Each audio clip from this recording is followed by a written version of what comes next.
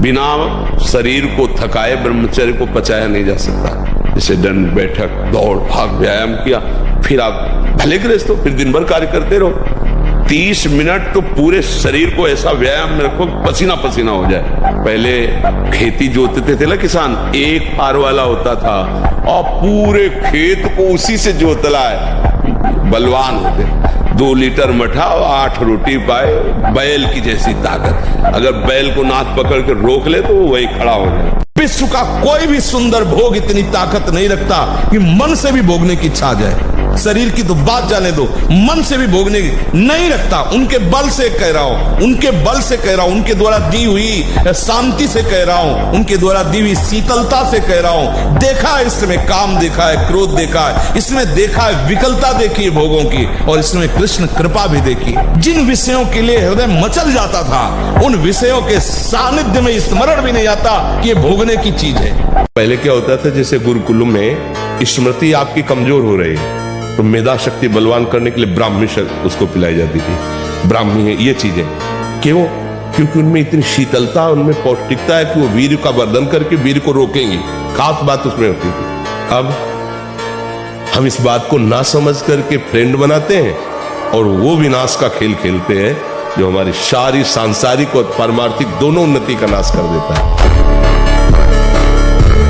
अगर स्त्री शरीर है तो किसी एक पुरुष का एक बार वरण करो, आजीवन वरण करो। छूट जाए तो ब्रह्मचर्य से रहो, आजीवन ब्रह्मचर्य रहो। ये व्यभिचार प्रवृत्ति से नरक जाने का रास्ता होता है। त्रिविधम नरकस्येदम द्वारम नाशनमात्मनः कामः क्रोधा तथा लोभा तस्मादेत्ययं तदेत। ये 3 नरक के द्वार है, काम क्रोध लोभ। इन्हीं में जो फंसे हुए नरक जाना है और क्या करना है, नरक की प्रवृत्ति करनी। भूल नहीं पाती, तुम्हें घृणा हो जानी चाहिए कि जिसके लिए मैंने शरीर समर्पित किया वो आदमी मेरा हो नहीं हुआ तो वो भूलने योग्य, वो घृणा करने योग्य है। हमारे जितने भी अंग हैं जो प्रधान अंग हैं, इनको जब वो पहुंचेगा नहीं ना तो ये सब देखो, गाड़ी में न डालो पेट्रोल तो खराब हो जाएगी। और इसके बाद आप अच्छे अच्छे पदार्थ पाओगे तो लीवर में उतनी सामर्थ्य नहीं रहेगी, वो बचाना बंद कर देगा, आपकी बहुत हानि हो जाएगी।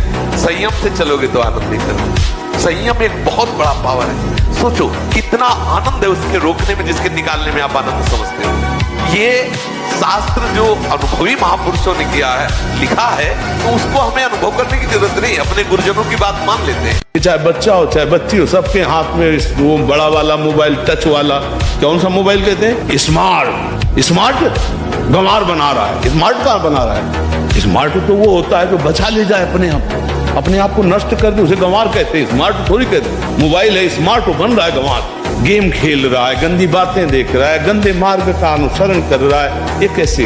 अरे एक गंदा दृश्य एक अच्छे सदाचारी को वैश्यागामी बना दिया, अजामिल को। और तुम रोज घंटों गंदा दृश्य देखोगे तो तुम्हारी दुर्दशा क्या हो जाएगी। और ऐसे कितने हैं, हम तो आश्चर्य की बात कहते हैं। अमेरिका में रह रहा है और 28 और 32-35 के बीच के दोनों हैं, वो कसम खा के वृंदावन में गए कि आजीवन दोनों ब्रह्मचर्य रहेंगे।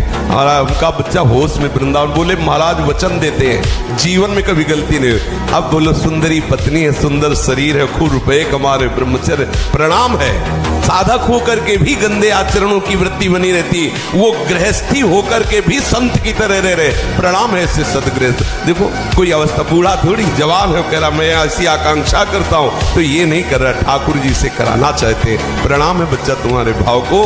बॉडी बनाई कि बिगाड़ दी, आप विचार करो। बॉडी बनाने के लिए ये दवाइयों की जरूरत नहीं, ब्रह्मचर्य की जरूरत है। दंड बैठक मारो, ब्रह्मचर्य रहो, 2-4 किलोमीटर दौड़ो, पवित्र भोजन पाओ, मुर्गा मुर्गी नहीं, पवित्र भोजन पाओ। फिर आप देखो आपके शरीर में कैसा बल आता है, उत्साह आता है। तो ये जिनको भ्रम है कि हम बॉडी बना के फुला करके कुछ बलवान बन जाएंगे, बिल्कुल नहीं। ब्रह्मचर्य से रहो, सात्विक भोजन पाओ, कुछ व्यायाम करो, आपके अंदर पर्याप्त बल आ जाएगा। जब आप गंदे कार्य कर रहे होते हैं, शास्त्र विरुद्ध कार्य कर रहे होते हैं, तो आपका मन पूरे सपोर्ट में होता है। कभी वो आपको ऐसा नहीं कि गंदा कार्य कर रहे हैं दूसरा चिंतन करवा दे। ध्यान देना, जब आप विषय सेवन कर रहे होते हैं, गंदे कार्य कर रहे होते हैं, गंदे दृश्य देख रहे होते हैं, गंदी बातें सोच रहे होते हैं, तब आपको कहीं भी मन विक्षेप नहीं पहुंचाएगा। क्यों? कि वो समय अधीन करके पूरी की पूरी कैसेट लोड कर रहा है अपने अंदर, पूरा का पूरा माल समेट रहा है, कुप्रवृत्तियां अंदर भर रहा है। और जो भजन में बैठे अब वो सब बमन कर रहा है, निकाल रहा है। जो अब जो निकाल रहा है तब परेशानी महसूस होती है। ये अनंत जन्मों के कुसंस्कार भरे हुए हैं। जो ये बात सत्संग से सुनकर निश्चय कर चुका है कि कामनाओं में सुख नहीं है, तो हम कामनाएं क्यों करें?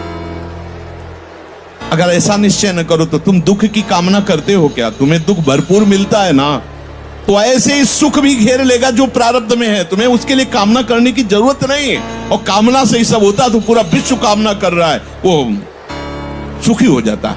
कौन है ऐसा जो कामना नहीं कर रहा? वो भगवत अनुरागी ही होगा, दूसरा नहीं। तो कोई भी दुख जैसे नहीं चाहता, ऐसे तुम्हें बिना चाहे सुख भी प्राप्त होगा। जो शारीरिक परिस्थितियां हैं सुख की, वो स्वाभाविक आ जाएंगी। तुम चाह क्यों करते हो? तुम चाह करो प्रभु की प्राप्ति की।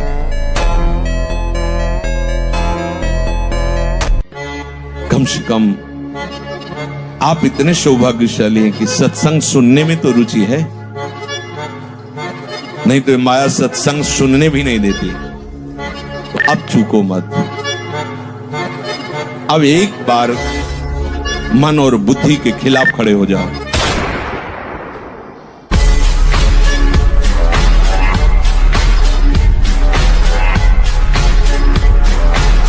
जो इस शरीर में अहंकार कर लेता है, शरीर का अहंकार, मैं स्त्री मैं पुरुष, मैं विद्वान मैं जवान मैं रूपवान मैं गुणवान मैं धनवान, इस अहंकार के अंतर्गत ही आता है।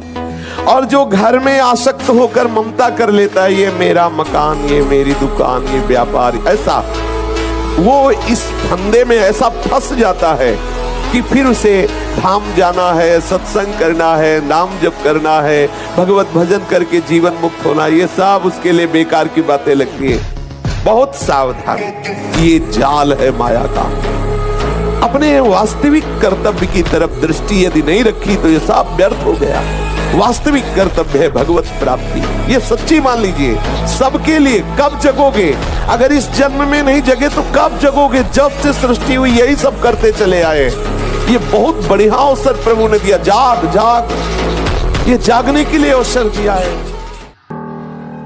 संत जो बोल रहे हैं उनकी बात मान लो तो परमार्थ का मार्ग खुल जाएगा। नहीं, बिल्कुल नहीं खुलेगा।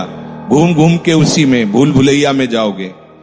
और सदगुरुदेव जो आज्ञा कर दे उस पर कभी भी अनुमति मत लीजिए। आज्ञा में अनुमति की गुंजाइश नहीं होती कि आपने कहा कि इतने बजे उठना है, तो अगर इतने बजे उठे तो चलेगा, और अगर वो हाँ कहने शुरू कर दिए तो आप गिर गए। ध्यान रखना, आज्ञा के बाद कोई अनुमति की गुंजाइश नहीं होती। मैं तुम्हें कहता हूं, तुम कभी इस मार्ग में निराश मत होना। मैं तुम्हें सच्ची अनुभव की बात बताता हूं। प्रभु जिस पर कृपा करके ऐसी विषम परिस्थिति देते उसके साथ रहते हैं। ये बात पकड़ लो। जब तुम्हें सब छोड़ रहे हो, प्रतिकूलता घेर रही हो, अव्यवस्था घेर रही हो, तो तुम आसपास अनुभव करना वो है, क्योंकि वो ऐसे में छोड़ नहीं सकता। जब वो इतना बड़ा कृपा करके हमारे साथ महामहिम कार्य कर रहा है, माया मुक्त करने, वो जानता है कि ये मत, संत रूप में, गुरु रूप में, शास्त्र रूप में वो समझाते रहते, डरना मत। आपकी गुरुवाणी आपके अनुकूल हो, उसके लिए आसनों पर 6-6 घंटे पद्मासनों पर बैठे, बिना हिले डुले, भीषण कष्ट हुआ पर उसे सही शांत, तो सुषुम्ना नाड़ी खुली, वीरता में प्राणायाम के द्वारा प्राणों का सही, शरीर को व्यायाम के द्वारा स्वस्थ, आसनों के द्वारा वश में कर लेना, आहार के द्वारा पवित्र बुद्धि करना, इंद्रिय भोगों का दृश्य श्रवण संभोग इनसे दूर रहना, इंद्रिया पवित्र, तब जाके वीर ऊर्ध्वगामी, उसे कहते हैं अखंड ब्रह्मचारी। माना आपके आचरण सही नहीं है, माना आपकी वो स्थिति नहीं है, लेकिन बच्चा बच्चा होता है। ये थोड़ी कि ज्ञानी विज्ञानी हो तो ही वो उसका बच्चा है। अगर आपने सीधे उसी स्थिति में अंदर से, वो अंदर का विषय कोई नहीं जानता, अंदर के विषय से यदि आपने जोड़ लिया श्री कृष्ण में, जैसा विजय है, विजय लिख लो, कुछ भी हो सब डिलीट हो जाएगा। हिसाब किताब पहुंचते पहुंचते केवल कृष्ण रहेगा। बोले रजिस्टर बहुत बड़ा, बोले हाँ ले जाओ सामने, ले गए तो आए को स्याही फेरी है, सब कोरा कागज, केवल कृष्ण। हर परिस्थिति को सहने के लिए तैयार रहो। भगवान के जन हो, ऐसे छोटी मोटी बात आई रो दिया बच्चों की तरह नहीं, 100 बार गिरेंगे फिर भी हम चढ़ाई करेंगे इस पर। इसका अभ्यास है हमको नष्ट करने का। तो आज से हम प्रण लेते हैं कि तू हमें कितनी बार गिराएगा। अविनाशी का बच्चा हो, अविनाशी ही हूं, शरीर बदलते रहेंगे लेकिन हम तेरे को देख लेंगे एक दिन तुम जीत जाओ। बस ये होता है कि हम लोगों को आत्मबल छीन हो गया विषयों से, लगता है हमारे बस की बात नहीं। शौभरी जी ये वृंदावन में मछली को मैथुन करते देख करके काम से पीड़ित हो गए। वो मानधाता की 50 पुत्रियों से ब्याह किया। अजामिल ने जंगल में वैश्या और वैश्यागामी पुरुष का संसर्ग देखा और भ्रष्ट होकर के वो वैसे ही हो गया। तो दृश्य भी बिगाड़ देता है हमारे चित्त को, संसर्ग भी बिगाड़ देता है, भोजन भी बिगाड़ देता है। तो हम दृश्य से बचें, संसर्ग से बचें और नाम जप करें। तो निश्चित है जितने साधु महात्मा है सब भगवान के बल से ही तो ब्रह्मचर्य है, भगवान के बल से ही तो अच्छे आचरणों वाले हैं। ये वासनाएं, ये गंदी आदतें आपकी जीवनी शक्ति को नष्ट कर देंगे। पलो 15 से लेकर 25-30 तक आपने ब्रह्मचर्य सब नष्ट कर दिया। अब आप केवल दिखाई दे रहे हैं कि मनुष्य है, मनुष्य में अब आपके अंदर ज्ञान शक्ति, स्मृति शक्ति, बल शक्ति, लोक कल्याण शक्ति, वो केवल नाटक भले बोल लो, तुम्हारे अंदर नहीं रह गई। अगर आप संयम से चलोगे, ब्याह हो, एक पत्नी व्रत ठीक से नियम, वो आप आगे गृहस्थ में भी होते हुए तेजस्वी रहेंगे। करो अस्त मैथुन और शनि साढ़े चढ़ा हुआ है इसलिए ऐसा होता है। बेवकूफी वाली बातें बच्चा है, अभी अवस्था है तुम्हारी वीरपात करने की। गेहूं की फसल तैयार हो रही है, गलेत पे हो, गलेत माने होता है दाना अभी पड़ रहा है और आप उसको काट लो तो ना भूसा होगा ना दाना होगा, व्यर्थ जीवन चला जाएगा। कम से कम 20-22 वर्ष ब्रह्मचर्य का पालन करो, फिर गृहस्थी में जाओ, संतान तेजस्वी होगी, देशभक्त होगी, माता पिता की भक्ति कर। ये क्या है, ना तो माता पिता समझा पाते हैं और ना टीचर समझा पाते हैं, और डॉक्टरों से सलाह लो तो गलत सलाह मिलती है। तो क्या फ्रस्ट्रेशन, क्या उसको निकाल के फिर आप कैसी बात करते हैं, कैसी बात करते हैं, जान से मारने की सलाह दे रहे हैं। उस आदमी की हालत क्या होगी जो 4 बार अस्तमैथुन करता है, 4 बार वीरपात करता है, उसकी हालत क्या होगी। अभी तो जवानी इसलिए है, आगे चल करके आंखों से दिखना बंद हो जाएगा, कमर में मतलब दर्द हो जाएगा, गांठों में दर्द हो जाएगा, बात मान लो हमारी। सावधान हो जाओ, यहाँ कुछ नहीं, सबसे राग त्याग करके एकमात्र प्रियालाल के चरणों में आसक्त हो जाओ। बातें बनाना बहुत आता है लेकिन हृदय को समझाना बहुत कठिन है। जो हृदय को समझा ले वही विद्वान, वही ज्ञानी, वही महात्मा। जो अपने मन को चेला बना ले वही सच्चा गुरु। मन पे चेला बने हुए कोई गुरु होता ही नहीं। जो मन का चेला है वो कभी गुरु नहीं बन सकता। वही गुरु विश्व गुरु है, वही जगत गुरु है जो अपने मन को चेला बना ले, जाए से जहां चाहे वैसे स्थापित कर दे उसे, तभी माना जाता है समर्थ महात्मा। विषयों का सेवन शरीर से भी ज्यादा घातक है मानसिक सेवन। समझना, साधक क्या समझता है कि मैंने कोई क्रिया तो की नहीं, अच्छा बहुत चतुर है, मानसिक पाप लगता नहीं, गलत बात समझिए। शारीरिक सेवन से ज्यादा गंदगी पैदा होती मानसिक चिंतन से। ये जो कामना से बुद्धि अपरित हो गई है, वो लोग प्राय ऐसा कि अमुक बलि दे दो तो तुम्हारे पुत्र हो जाएगा, दूसरे के बच्चे को छीन कर तुम काट रहे हो, चाहे बकरा ही हो, मुर्गा हो, तुम्हारे बच्चा पैदा हो जाएगा। अरे वो अगर बच्चा तुम्हारे प्रारब्ध में नहीं लिखा है ना तो नहीं होगा, अगर होगा भी तो ऐसे कृत्य के कारण तो तुम्हें जीवन में कभी सुख चैन नहीं लेने देगा, कभी तुम्हारी शांति नहीं आने देगा, हर समय तुम्हें अशांत और जलना होगा। अधर्म से किया हुआ जो भी अनुष्ठान है उसका परिणाम विनाशकारी और दुखदायी होगा। उपासक को सांसारिक विनोद भरी बातें सुनकर हंसने का शौक नहीं होता। चलो अब ये प्रोग्राम देखते हैं जिससे हंसी आ जाए, जिससे हंसना स्वास्थ्य के लिए लाभदायक है। उपासक की वृत्ति नहीं, ये तो जगत में ऐसा होगा लेकिन भगत में ऐसा नहीं होता। उदासीन अति रही गुसाई, अंदर एक उदासीपन छा जाता है। जब तक प्रीतम मिले नहीं तब तक वो उदासी हृदय में और बाहर भी अनुभव में आनी चाहिए। बहुत बड़ी से बड़ी सुख सामग्री प्राप्त होने पर कोई हर्ष नहीं, बड़ी से बड़ी सुख सामग्री नष्ट होने पर कोई शोक नहीं।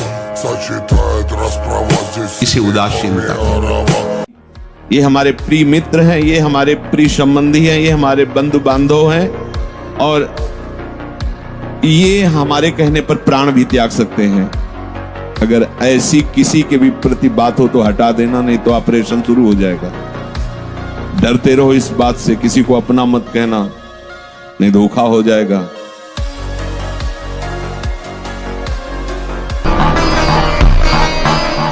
सामने कोई ऐसा दृश्य है जो हमें नष्ट कर देगा, मन सिखाता है, हमको छूना थोड़ी है और देख लेना है, समझना उसकी चाल को। फिर वो इतना तन्मय करेगा कि नाम छूट जाएगा। फिर वो धीरे से उस चेष्टा में तन्मय करके आपको क्रिया में रद्द कर देगा। ऐसे ही सारी चेष्टाएं, असत चेष्टाएं हमारे द्वारा होती है। सूक्ष्मता से देखना, वो पहले ढांढस बंधवाता है, विश्वास दिलाता है, नहीं ऐसा नहीं होगा, मैं ऐसा नहीं करने दूंगा, बस तुम छू लो, तुम देख लो, बस तुम संग बैठ लो, तुम ऐसा। वो फिर धीरे से आपको, फिर आप पछताएंगे कि ऐसा क्यों हो गया। प्रत्येक चेष्टा में इसका कार्य है उस विषय का मनन करके उसकी स्फुरणा को संकल्प रूप में बदल देना और उसको चेष्टा में उतार देना। और इतना कहने में समय ज्यादा लगा, उसको करने में नहीं लगता, तत्काल तदात्म कर देता है। उपासक को समय नहीं देता। मन को डांटो, ये मन बहुत बेईमान है। जब किसी को शराब पहली बार पीते हुए देखो तो ऐसे करता, ऐसे मन कहता नहीं, और वो पीता, और फिर एक दिन उस घर में थप्पड़ मार करके पैसे लेकर के फिर जाता है पीने।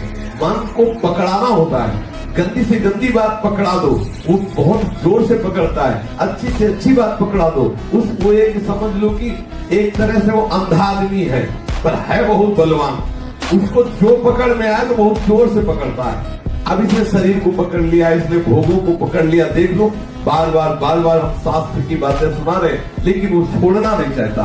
इसे फुसला लो, इसे डांट के दुलार के जैसे बने इसको सत्मार्ग में लगा दो। यही जीवन का हमारे सबसे बड़ा धर्म है, यही जीवन का सबसे बड़ा कर्तव्य है कि हम अपने मन को फुसलाए पा जाए।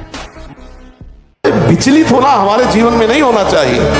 1000 बार नाली में गिरेंगे फिर भी हम छाती ठोक के आगे बढ़ेंगे। ये मार्ग ऐसे थोड़ी है, गिर गए, हल्ला मचाने वाला मार्ग नहीं। अब मैं सूक्ष्मता से देखता हूं कहां से गिरा, क्यों गिरा, कौन सी ऐसी चूक हुई जो मुझे गिरा दिया। अच्छा, हमें लगता है हमारा खान पान बिगड़ा, मुझे लगता है कि ऐसा मेरा चिंतन छूटा, नहीं छूटने देंगे, नहीं खाएंगे ऐसा, ऐसी वस्तु नहीं देखेंगे, फिर आगे बढ़ते हैं। अगर फिर फिसलते हैं फिर हम सावधान, अंतिम समय तक हम यही लड़ाई लड़ेंगे। आप सात्विक भोजन और ब्रह्मचर्य धारण करें। हमने 2 को देखा है। कानपुर में एक नामी पहलवान थे, मांस भक्षण करते थे। गांव का एक आदमी जो केवल दूध घी खाता था, वो उनसे स्वभाव थे शरीर में। देर न लगा, 5 मिनट में पछाड़ दिया तो रो रहे थे बैठ कर। देखो, ब्रह्मचर्य में एक अपार शक्ति, ब्रह्मचर्य का जो स्वरूप है वो महाबल संकल्प युक्त होता है। हमें लगता है अगर ब्रह्मचारी रहा जाए तो संकल्प से जो बल प्रकट होगा वो किसी को भी परास्त कर सकते हो। अच्छा, बहुत पढ़े लिखे हो और शराब पी के नाली की कीड़े की तरह पड़े हो, माता पिता का अपमान कर रहे हो, मनमानी बेविचार कर रहे हो, पढ़ाई लिखाई क्या हुआ? पढ़ा लिखा भाई, विद्या तो वही जो विनय, पवित्रता, शालीनता, सभ्यता, नम्रता, ये तो सद्गुण विद्या में आज की रह नहीं रहे। पढ़े लिखे माता पिता को ऐसे डांट देते जैसे कोई नौकर से बात करता है। हम स्वतंत्र हैं। अरे विषयों के गुलाम तू कब स्वतंत्र हो गया? स्वतंत्र तो परम हंसजन होते हैं जिन्होंने इंद्रियों को अब जीत लिया और भगवदानंद में मस्त हो, वो स्वतंत्र है। आज हमारे बच्चे बॉयफ्रेंड, गर्लफ्रेंड, नशा, इनमें सब फंसा। इस समय ब्रह्मचर्य का समय, पढ़ाई का समय कि गर्लफ्रेंड बॉयफ्रेंड का समय? समय आएगा, गृहस्थी में जाओगे, ब्याह होगा तो अपने उस विषय को भोगो। ये अभी विषय भोगने का टाइम है, नई अवस्था है, अपने लक्ष्य की प्राप्ति का समय। तो नष्ट हो रहे। माता पिता कुछ कहें, लड़के उनको धमकी दे रहे, ज्यादा कहें तो लड़के उनको मारे दे रहे, माँ को पिता को लड़के मारे दे रहे। सबसे पहली बात है, हम जब कहते हैं तो कोई समझ नहीं रहा, ब्रह्मचर्य की रक्षा की है। ब्रह्मचर्य बहुत बड़ा अमृत तत्व है। ये मूर्खता के कारण लोग इसे ध्यान नहीं देते हैं। एक ने तो कहा कि संसार में भी यही सुख है, तुम भी उसमें भी कह रहे हो कि ऐसा। हम भाई तुम्हें सुखी करने के लिए कह रहे, दुखी करने के लिए तो नहीं कह रहे ना। हम तुम्हारे दुश्मन नहीं है, तुम्हारे मित्र हैं। तुम्हारा मन तुम्हें गलत रास्ता दे सकता है, लेकिन हम तुम्हें गलत रास्ता नहीं दे रहे। तुम सदगृहस्थ हो तो संयम से चलो। जहां जहां मन जाए, जिस वस्तु में, जिस व्यक्ति में, जिस स्थान में, उसमें अपने आराध्य देव की तत्काल भावना कीजिए। चिद चिद लक्षणम सर्वम राधा कृष्णमयम जगत। जय हो प्रिया प्रीतम, जय हो प्रिया प्रीतम। आपका ये भी रूप, आपका ये भी रूप, आपका ये थक जाएगा मन, ये मन ऊब जाएगा, कहेगा नहीं ऐसा नहीं, क्योंकि इसको स्वाद नहीं मिल पाएगा उस माया प्रपंच का। जहां जहां जाए वहीं वहीं ये सूत्र प्रभु है, मेरे प्रभु। जय हो प्रभु, आप नाम चल रहा है, जय हो प्रभु आप। ये हार जाएगा, और ये हार गया तो आप जीत गए। जहां ये हारा आपके अधीन हो जाएगा, इसको निराश करना है, इस बात से ये निराश हो जाएगा। संत जो बोल रहे हैं उनकी बात मान लो तो परमार्थ का मार्ग खुल जाएगा। नहीं, बिल्कुल नहीं खुलेगा, घूम घूम के उसी में भूल भुलैया में जाओगे। और सदगुरुदेव जो आज्ञा कर दे उस पर कभी भी अनुमति मत लीजिए। आज्ञा में अनुमति की गुंजाइश नहीं होती कि आपने कहा कि इतने बजे उठना है, तो अगर इतने बजे उठे तो चलेगा, और अगर वो हाँ कहने शुरू कर दिए तो आप गिर गए। ध्यान रखना, आज्ञा के बाद कोई अनुमति की गुंजाइश नहीं होती।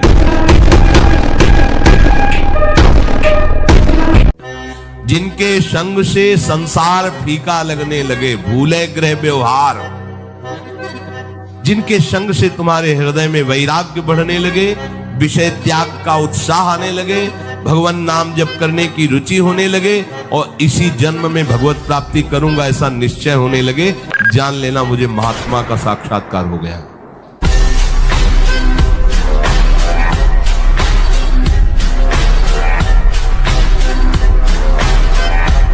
और साधु को मन को ऐसे मारा, वेग, हिंसा का वेग, भूख का वेग और जनेन्द्रिय जनित मैथुन का वेग जो सह जाता है, वही महात्मा निरंतर भजन कर सकता है, वही उपासक निरंतर भजन कर सकता है। नहीं, यही वेग आकर उसके भजन में अंतराय पैदा कर देते हैं। अच्छा सोचो, अभी 12 वर्ष का बच्चा है, अब उसने गंदे आचरण शुरू कर दिए, वीर्य नाश करना शुरू कर दिया। अब वो जब 22 वर्ष का होगा तो उसकी हालत खराब हो जाएगी। अच्छा 25 वर्ष तक ब्रह्मचर्य रहा, फिर वो गृहस्थी में गया, तो कुछ उसका गृहस्थी नहीं बिगड़ पाएगी, क्योंकि परिपक्व हो गया ना, उसका जो सप्तम धातु परिपक्व हो चुकी, तो उत्तम संतान होगी और वो धैर्यवान होगा, उसका माइंड जो है काम करेगा।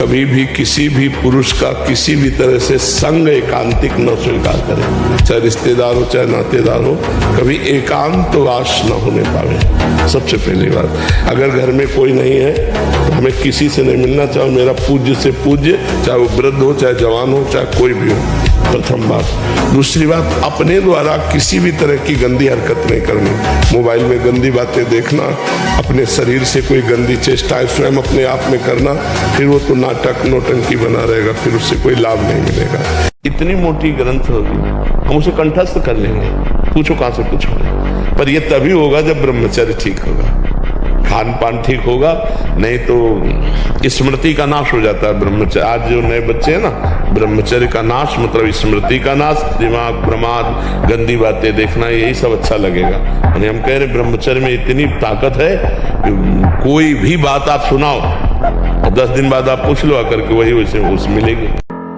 नहीं, विवेक। अगला कदम रखने के पहले विचार करो, मेरा कदम कहां रखा जा रहा है, क्या होगा अगर मैं ऐसा करूंगा तो होगा क्या। नहीं, बहुत बार ये सब किया, अब नहीं, और भाग पड़े, ज्यादा नहीं के चक्कर में ना पड़े, उस स्थान से भाग पड़े जहां सामने भोग उपस्थित हो। धैर्यवान यदि ऐसा है कि कोई प्रभाव नहीं पड़ रहा तो भी वहां ज्यादा न टिके, हट जाए। जब कोई आपको आदर से बुलाए, कोई सम्मान करे, तो आपकी दृष्टि में भी वो नहीं आना चाहिए, आंतरिक दृष्टि में। जैसे कोई हमें जिस गली में जाते हो गाली देता हो और हमसे द्वेष मानता हो, तो हम उस गली में भी नहीं जाना चाहेंगे, अहंकार होने के कारण। ऐसे भक्त जिस गली में आदर होता हो, माला पहनाया जाता हो, उसकी कीर्ति सम्मान हो, उस गली में नहीं जाना चाहिए। और जिस गली में अपमान होता हो, गाली मिलती हो, हफ्ते में 1-2 बार तो उसमें जाना ही चाहिए, जिससे पता चलेगा कि हमारे हृदय की स्थिति क्या है। यह है उलट आप में समा, ये उल्टा मार्ग।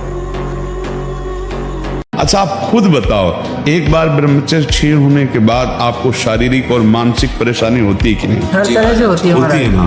तो देखो वो गलत है ना, चाहे डॉक्टर कहे चाहे मित्र कहे, वो गलत उपदेश देते ना। यदि आपका स्वाभाविक ब्रह्मचर्य क्षीण होगा तो आपको उत्साह, शारीरिक फुर्ती बढ़ेगी। ध्यान देना, महीने 2 महीने 2.5 महीने में जब स्वाभाविक ब्रह्मचर्य स्वप्न दोष आदि होगा, वो आपकी शक्ति नहीं होगी, वो संतान उत्पत्ति करने वाला वीर नष्ट नहीं होता, वो क्रिया से ही होता है। अगर बादाम ज्यादा खाओगे तो लीवर खराब हो जाएगा। देख, कुछ दिन बाद देख लेना, ये जो लोग कहते हैं ना कि अरे बाबा लोग सब कहते हैं, देख लेना तुम्हारे पुरखा पानी पा जाएंगे। तुम तो हमारी आत्मा हो, इसलिए हम तुम्हें प्यार से समझाते हैं। जैसे हम कहते हैं तुम ब्रह्मचर्य रहो, हस्तमैथुन मत करो, गद्याचरण मत करो, व्यभिचार मत करो। ये ब्याह की जो एक प्रक्रिया है, आपको एक सीमित बांधने के लिए है कि आप भ्रष्ट आचरण न करें, आप धर्म से युक्त होकर भगवत मार्ग में चले, आराधना करते एक आराधक की तरह एक संयमित जीवन व्यतीत करें। मस्त जीवन, एकदम तुम अविनाशी के बच्चे हो। शेर का बच्चा भेड़ों के बीच में फंसकर म्यों म्यों बोल रहा है, बस अगर दहाड़ना सीख जाए तो कोई भी उसे परास्त नहीं कर सकता। ऐसे भगवद अंश, तू प्रपंच में फंसकर अपने को इतना दीन क्यों देख रहा है? तू ऐसा है कि भगवान के दिव्यास्त्र में भी ताकत नहीं तेरे को मार सके। तू अविनाशी का अविनाशी बच्चा है, विनाशी भोगों को, विनाशी शरीर को मैं मान के इतना भयभीत, इतना दुख, ठीक नहीं। अब तो रहा नहीं जा रहा, अब वो भटक रहा है, क्या करूं, कैसे करूं, कहां वो पाऊं, ललक रहा है। बड़ी दुर्गति की ये स्थिति होती। प्रायः हर साधक इस आग से जल करके आगे निकलता है। आग बुझाने की चेष्टा मत करना। इसमें अगर आपने थोड़ी भी बैलेंस बनाने की कोशिश की तो मार्ग छूट जाएगा। इस आग से ही निकलना है, पक्का तय करो। आग को बुझा करके निकलना है, कभी नहीं, निकल ही नहीं सकते। एक वो घोड़े पे जा रहे थे, तो एक घोड़ा लेकर के, तो एक जवान, एक बूढ़े उनके पिता थे, तो उन्होंने पिताजी से कहा कि आप घोड़े पे, पहले तो दोनों ऐसे घोड़े को लिए जा रहे थे, बोले कैसे मूर्ख है, खाली जा रहे हैं। उन्होंने पिताजी को बैठा लिया, बोले यार बूढ़े को शर्म नहीं लगती, वो बेचारा लड़का पैदल चल रहा है। तो उसने सोचा कि लोग ऐसा करें, तो उसको, लड़के को बैठा दिया, बूढ़ा पैदल हो गया। तो बोले यार इसको जवान, इसको शर्म नहीं लगती, बूढ़ा पैदल चल रहा है। तो दोनों बैठ गए, बोले हराम का घोड़ा मिला होगा, दोनों चढ़े हैं। दोनों उतर गए, बोले कितने बेवकूफ है, घोड़ा खाली जा रहा है। मतलब किसी भी तरह से संसार ये नहीं बर्दाश्त कर सकता, वो तो उपहास करेगा ही करेगा। अब ये बच्चे की अवस्था है, इस समय तो बिजली जैसा पावर शरीर में, 18-20 की अवस्था मतलब समझते हो, उद्दंडता की मूर्ति, मतलब हर समय एक शरीर में दिव्य तेज, दिव्य कांति, दिव्य उत्साह। अब आजकल के 15-18 वर्ष के ऐसे बच्चे कि अगर 4 सीढ़ी चढ़ के आए तो गांठों में ऐसे आदत। अब ऐसी अवस्था में तो 5 बार 8-9 खंड की अगर बिल्डिंग हो तो उतर चढ़ के जाए, फिर भी ऐसी दशा न हो, क्योंकि ब्रह्मचारी अवस्था होती है। आज जो चेहरे पे चमक नहीं है, आज जो शरीर स्वस्थ नहीं, तो क्या भोजन नहीं खा रहे? क्या नहीं, सब खा रहे। पर व्यायाम नहीं कर रहे, संयम नहीं है। तो इसके कारण न चेहरे पे तेज है, न बुद्धि में प्रकाश। बुद्धि चतुर है और उसमें ज्ञान का प्रकाश नहीं है। खूब खा पी रहे हैं पर शरीर में बल नहीं है, अध्यात्म बल नहीं, क्योंकि काम आदि ने शरीर को नष्ट कर दिया है, विकारों ने शरीर पर आक्रमण कर दिया है। दो बातों से नवीन पीढ़ी को बचाया जाए, पहला व्यभिचार से जिससे ब्रह्मचर्य, और दूसरा आहार से। जो गंदे आहार हैं वो कभी बुद्धि को शुद्ध नहीं होने देंगे। आपको सच्ची कहता हूं, आप ऐसे निराश मत होना कि इतने दिन हो गए अब भी काम आता है। एक दिन वो समय आएगा कि तुम ऐसे छाती ठोक के कहोगे कि किसी की ताकत नहीं कि हिला दे।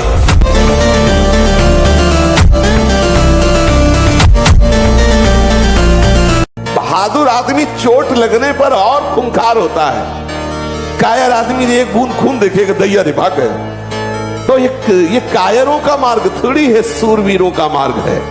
अगर कहीं भी हम झुकते तो हम सावधान होते हैं। ये कौन सी ऐसी वृत्ति है जो मुझे रौंद दिया, गिरा दिया? सूक्ष्मता से उस वृत्ति को पकड़ा और कस दिया। तलवार की नोक पर गाय का मांस चखाया जाता था धर्म भ्रष्ट करने के लिए। आज पैसा लगाकर खाते हो, पूछते हो कहां का है? कैसी बुद्धि भ्रष्ट होती चली जा रही। हम उस धर्मावलंबी हैं, धर्म पे चलने वाले हैं जहां गर्दन कटवा दी गई है पर चखा नहीं है। ये जो विदेशी जन आए थे, जो अधर्मावलंबन करने वाले आए थे, वो तलवार की नोक पर तो कटवा दी गर्दन, लेकिन गाय का मांस नहीं चखा। आप देश विदेश जाते हो, जो आपको मांस मिलता है वो आप पूछते हो क्या किसका है, बस खा लेते हैं। जिन भोगों के इस बात का हमें संसार में कोई प्यार नहीं करता, कोई अपना नहीं, तो यही तो सिद्धि है। आओ इधर, हमारे मार्ग में ये लाभ है कि कोई हमें प्यार न करे, क्योंकि ये सम्मान, ये प्यार प्रभु से विमुख कर देता है। देखो हम जी तुम्हारे बिना जी नहीं सकते, तुम चले गए तो मेरा क्या होगा। अब वो उसकी बात में ही समझो तुम्हें कितना प्यार कर रहा हो। क्या कह रहा है? तुम चले गए तो मेरा क्या होगा। ये प्यार है? क्या सोच रहा है वो? मेरा क्या होगा। बस पकड़ लो, कोई तुम्हारा नहीं। शारीरिक सेवन से उतना सुखासक्ति नहीं पैदा होती जितनी मानसिक चिंतन से। देखना खुद, जब ये मन आपको किसी भोग के लिए आकर्षित कर रहा हो तब देखना कैसा वो सुख देता है, और जब आप उसी भोग को भोग रहे होंगे तब देखना फिर लगता है कि वो तो जो चिंतन में था वो तो समझो शारीरिक क्रिया से ज्यादा घातक मलिनता पैदा करता है मानसिक भोगों का संयोग।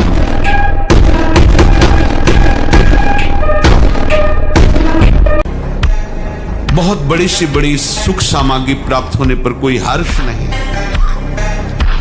बड़ी सी बड़ी सुख सामग्री नष्ट होने पर कोई शोक नहीं है।